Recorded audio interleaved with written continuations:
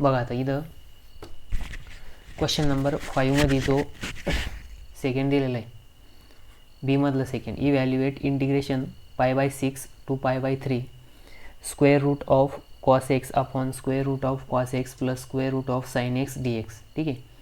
तर बघा आता इथं आपल्याला डेफिनाईट इंटिग्रेशनचा प्रॉब्लेम दिलेला आहे.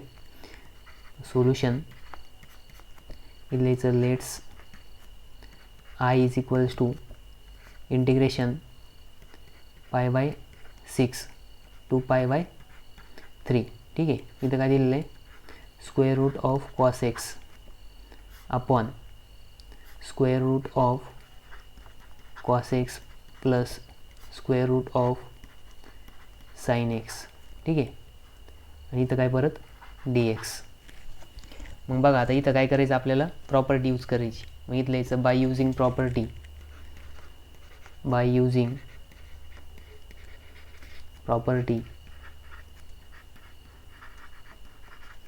Of definite integration.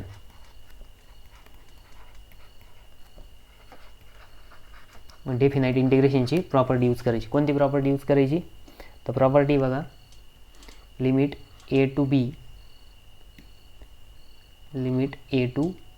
B f of x d x is equals to integration a to b f of a plus b minus x d x. ठीक आहे. मग आता ही प्रॉपर्टी यूज करायची आणि इक्वेशन याला नाव द्या इक्वेशन 1. ठीक आहे. मग इक्वेशन 1मध्ये काय आहे की जिथे जिथे एक्स आहे तिथे काय करायचं, ए प्लस बी. ए म्हणजे काय, इथं π/6 आहे. बी म्हणजे काय, π/3, म्हणजेच π/6 प्लस π/3 मायनस एक्स करायचं. ठीक आहे. मग बघा आता इथं इंटिग्रेशन π/6 to π/3. ठीक आहे. मग इथे येणार square root of cos of, इथं काय येणार π/6 plus π/3 minus x bracket complete. ठीक आहे. मग डिनॉमिनेटरला काय येणार, डिनॉमिनेटरला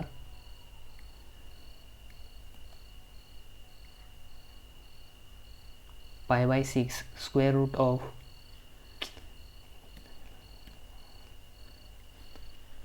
π/6 cos of π/6 plus π/3 minus x. ठीक आहे. हा स्क्वेअर रूट याला प्लस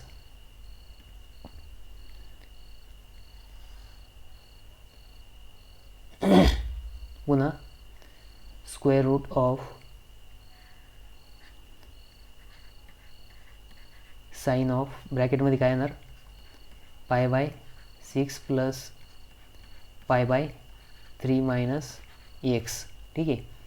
मग आता बघा आपण इथं π/6 प्लस π/3 करू शकतो. ठीक आहे. आणि हा D x as it is. मग आता याचं कॅल्क्युलेशन करू आपण. ठीक आहे. मग बघा इथं कॅल्क्युलेशन करून दाखवतो.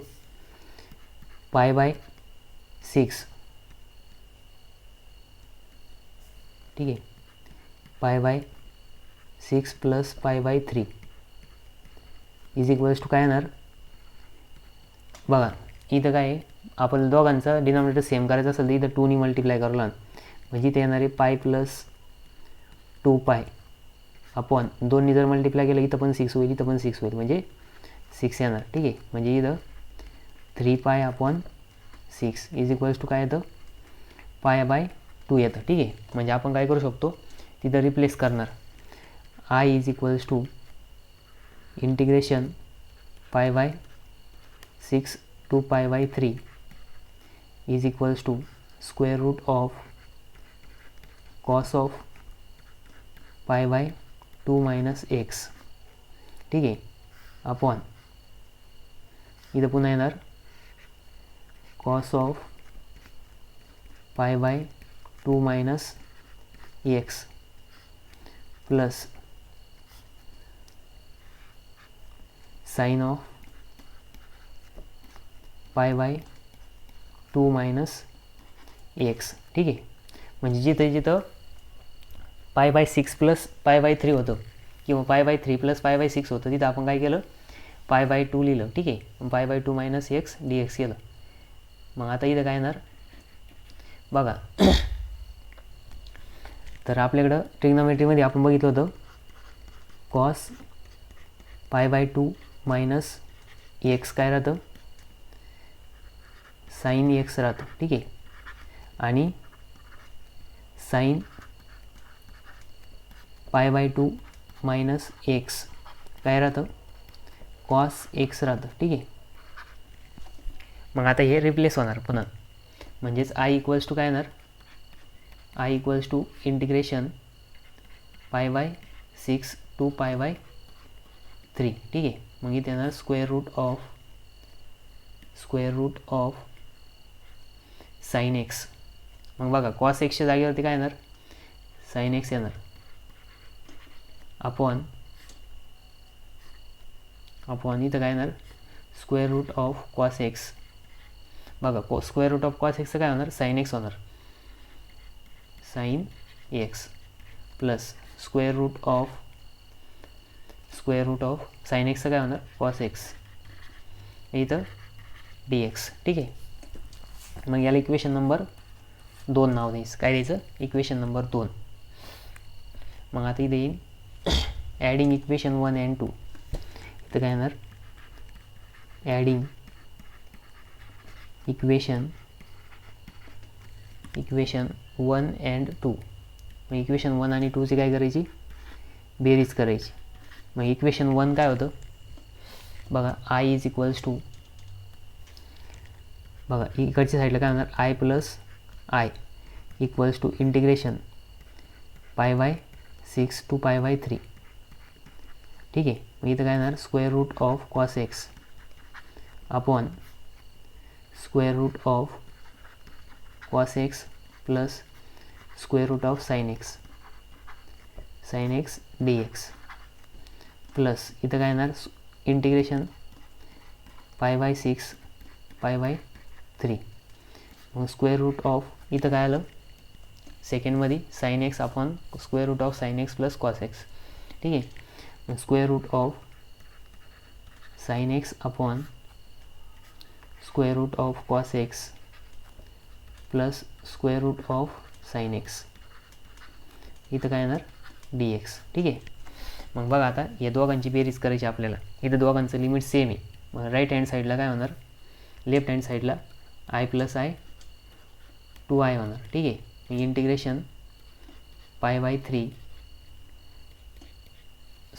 6 आणि इथं काय येणार पाय बाय 3 येणार. ठीक आहे, मग इथं काय येईल आता बघा, न्यूमरेटरला काय होणार square root of cos x plus square root of sine x. ठीक आहे, अपॉन इथं बघा square root of cos x, इथं पण square root of cos x. दोघांचं डिनॉमिनेटर सेम आहे. बघा इथं पहिले साइन आहे आणि इथं पहिले कॉस आहे. ठीक आहे, मग मी इथं दोन्ही तेच लिहिलं का नाही,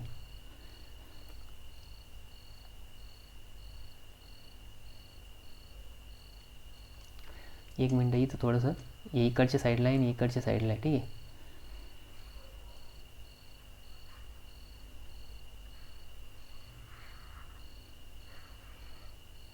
square root of sine x plus cos x. ठीक आहे, थोडं लिहिताना इकडे झालं पण सेमच आहे. डिनॉमिनेटर दोघांचं सेम. बघा square root of cos x इथं पण स्क्वेअर रूट कॉस एक्स, पुन्हा इथं plus square root of sine x इथं पण square root of sine x. मग आपण डिनॉमिनेटर वरच्यानुसार लिहू, square root of cos x plus square root of sine x. ठीक आहे, साइन एक्स. मग आता बघा इथं डी एक्स, इथं काय येणार आहे डी एक्स. ठीक आहे, मग 2i is equals to integration of pi by 6 इथे येणार पाय बाय 3. मग आता बघा न्यूमरेटर डिनॉमिनेटर सेम आहे, दोघे पण कॅन्सल होते. ठीक आहे, मग इथं काय राहिलं फक्त 1dx राहिलं. काय राहिलं 1dx. ठीक आहे, मग आता 1dxला इंटिग्रेशन अप्लाय करायचं. मग 2i is equals to 2i is equals to integration pi by 6 to pi by 3 into 1 dx. ठीक आहे. मग इथं काय येणार 2i is equals to x limit pi by 6 to pi by 3. ठीक आहे. म्हणजेच 2i is equals to pi by 6 minus pi by 3, sorry pi by 3 minus x, कारण की lower limit minus upper limit राहतं. ठीक आहे. मग upper limit minus lower limit, मग पाय बाय 3 मायनस पाय बाय 6. ठीक आहे. मग आता बघा 2i इज इक्वल्स टू इथं क्रॉस मल्टिप्लिकेशन जर केलं किंवा दोघांचं डिनॉमिनेटर सेम करायला इथं काय करलं 2 मल्टिप्लाय केलं 2 minus pi upon 6 bracket complete. मग इथे येणार 2i is equals to pi by 6, म्हणजेच i इक्वल्स टू काय येणार पाय बाय 6 इंटू 12. आता हा जो 2 आहे इकडे मल्टिप्लाय इकडे गेलं डिवाईड होईल, म्हणजेच i इक्वल्स टू काय आलं i is equals to pi by 12. ठीक आहे.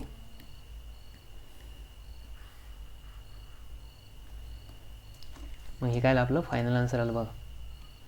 इथं काय आहे फक्त प्रॉपर्टी यूज केली आपण आणि कॅल्क्युलेशन जर मोठं वाटतं आहे म्हणून थोडंसं हार्ड वाटतं. ठीक आहे. बट ॲक्च्युली काहीच नाही याच्यामध्ये फक्त बघा याचं शॉर्ट ट्रिक पण आहे. Lower limit upper limit minus lower limit divide by 2 करायचं, त्याचा आन्सर येऊन जातं. ठीक आहे. पण ही प्रॉपर्टी यूज करायची, तसं शॉर्टकटमध्ये केलं तर आन्सरला मार्क भेटत नाही. ठीक आहे. आता आपण नेक्स्ट प्रॉब्लेम बघू.